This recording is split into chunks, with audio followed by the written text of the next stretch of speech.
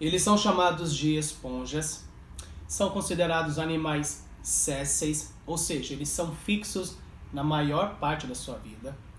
Eles são dotados de buracos, que são poros ao longo do seu corpo. Eles ocupam um ambiente aquático, mas também é possível encontrá-los em água doce. Não existe nenhum tecido verdadeiro nele, não existe nenhum órgão nesse grupo de animais, mas apesar disso existe uma grande divisão de trabalho entre as células que eles possuem. Olá meu aluno, olá minha aluna, eu aqui, professor Josemar Ferreira, convido você para mais uma aula de biologia e agora a gente vai entrar num assunto que são os animais invertebrados, iremos falar sobre os poríferos.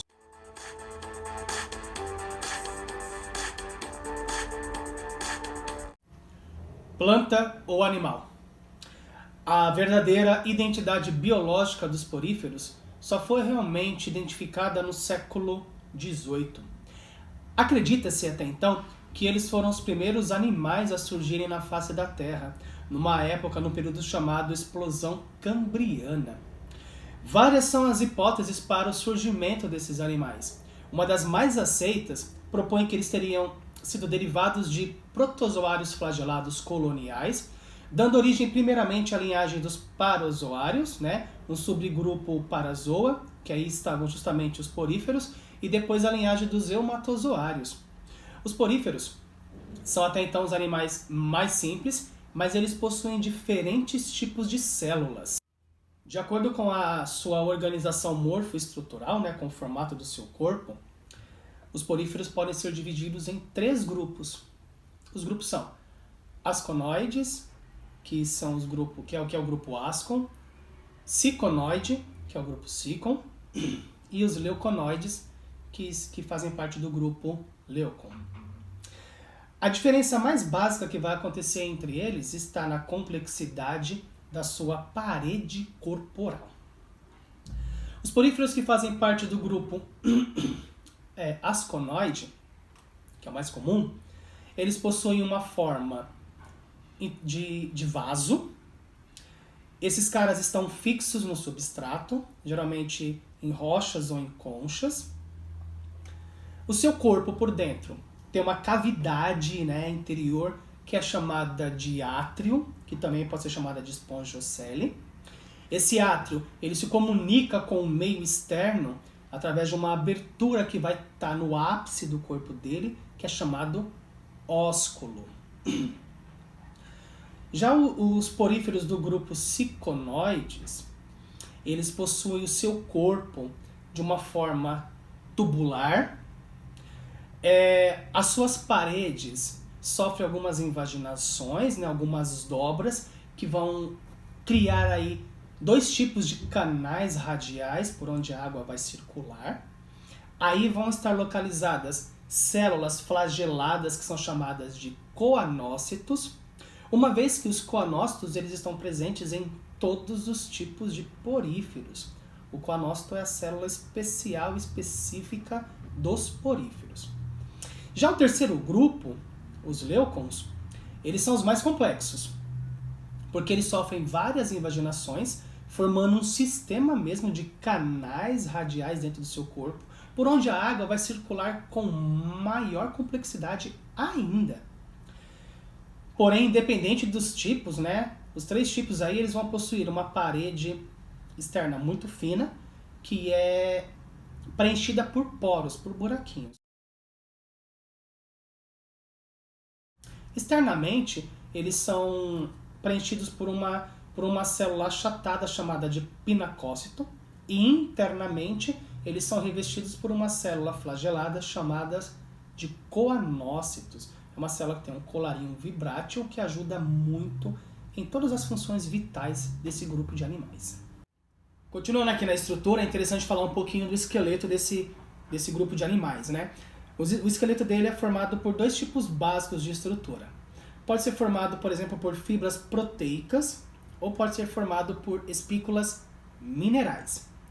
Se for formado por fibra proteica, é formado por uma proteína córnea que é chamada de espongina. Essa proteína é uma substância insolúvel em água e ela é muito resistente à digestão por enzimas proteolíticas.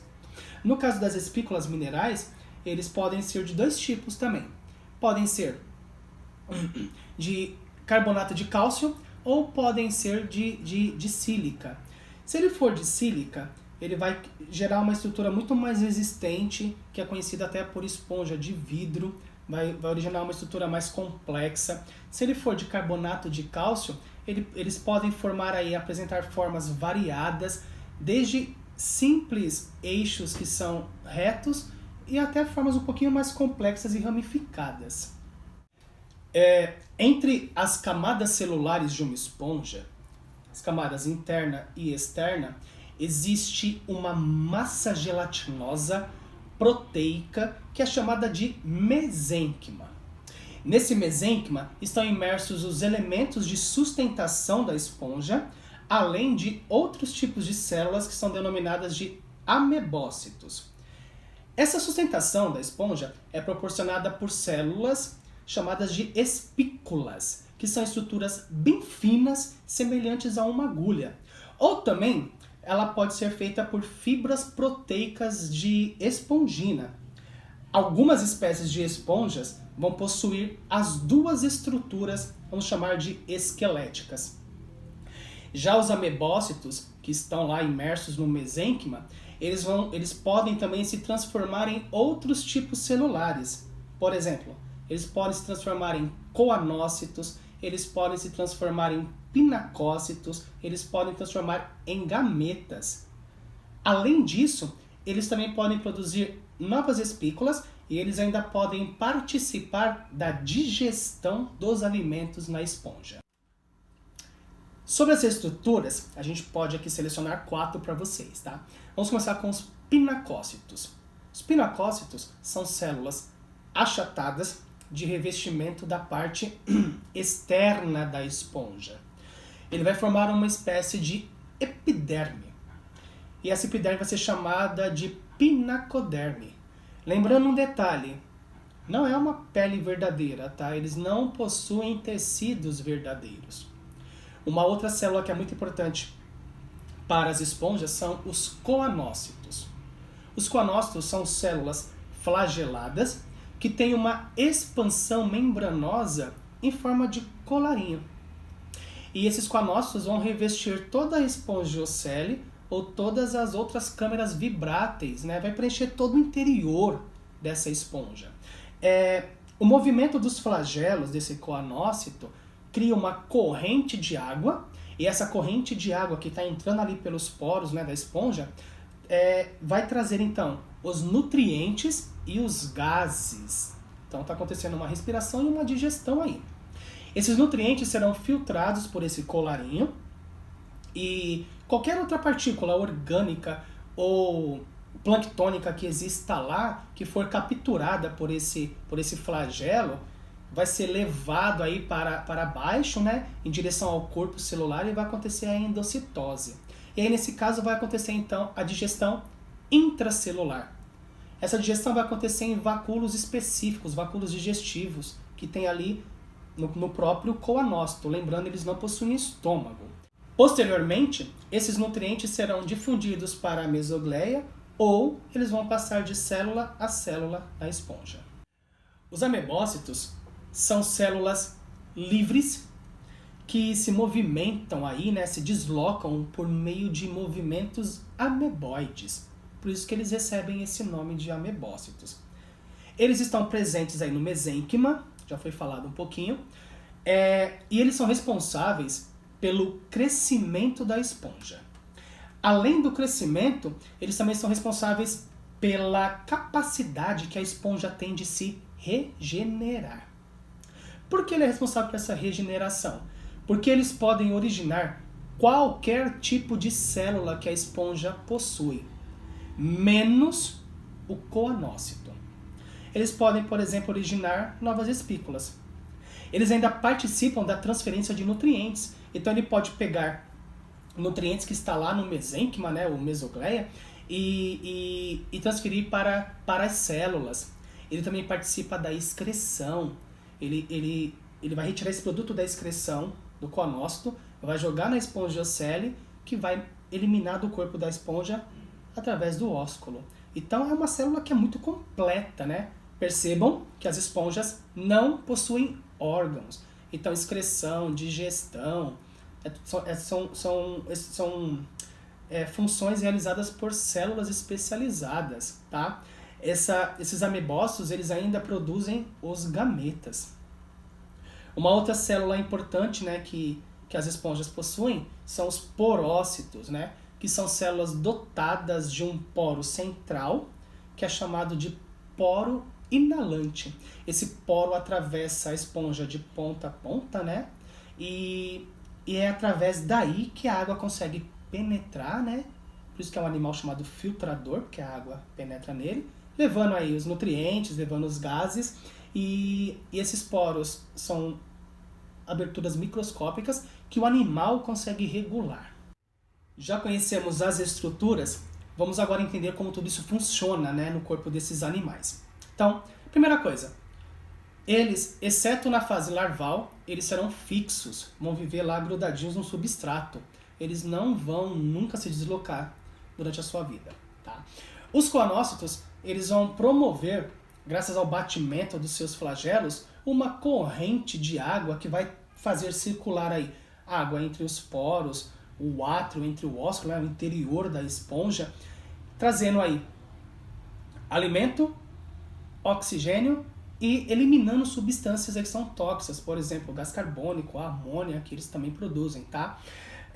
Os poríferos, eles vão se diferenciar dos outros animais por três estruturinhas que eles possuem. Primeiro, um sistema exclusivo de canais por onde circula água no interior do seu corpo.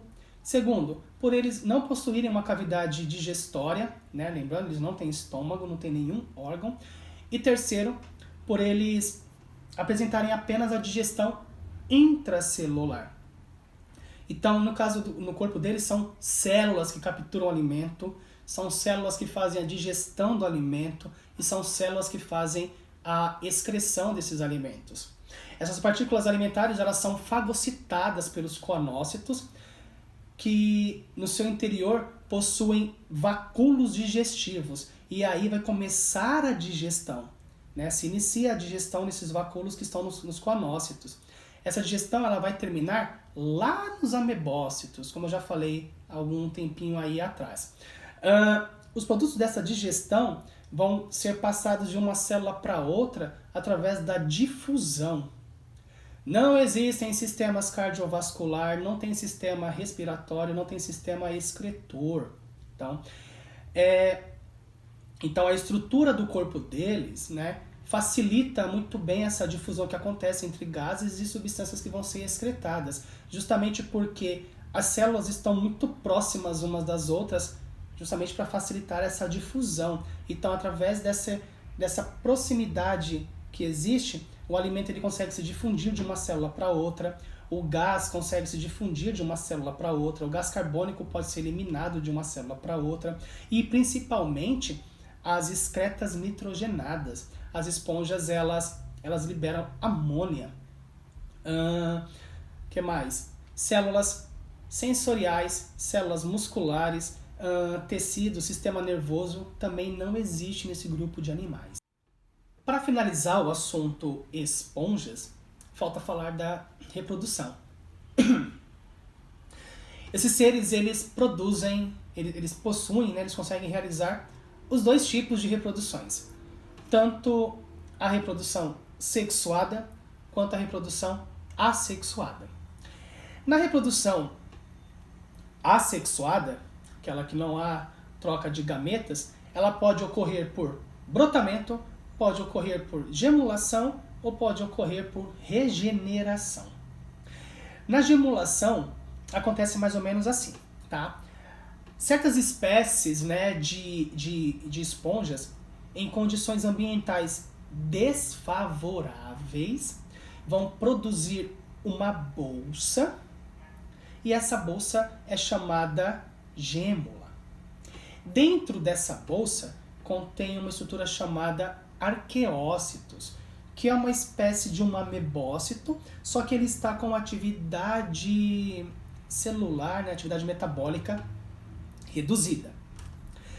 Quando as condições ficam favoráveis, esses arqueócitos, eles conseguem sair por uma abertura que tem nessa gêmula, aí eles vão se dividir e aí gerou uma nova esponja.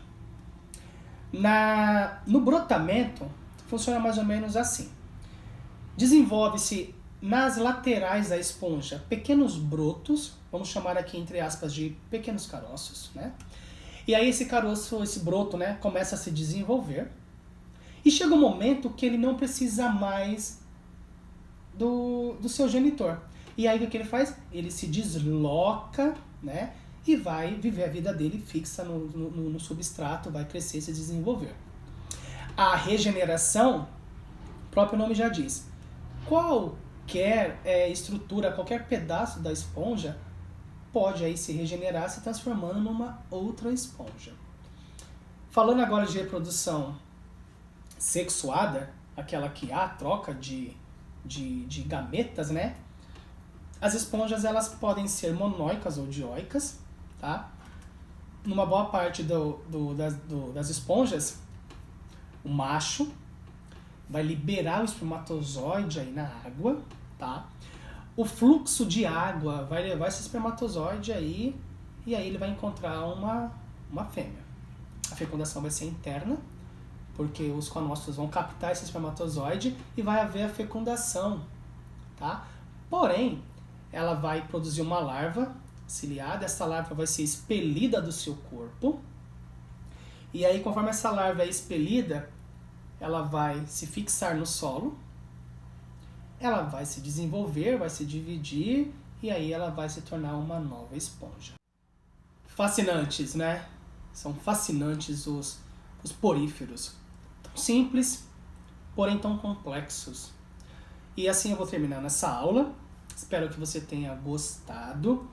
Nossa próxima aula desse assunto vai falar sobre os quinidários. Seria até então, numa linha evolutiva, o segundo grupo que surgiu. Espero que você tenha entendido e eu aguardo vocês. Até a próxima.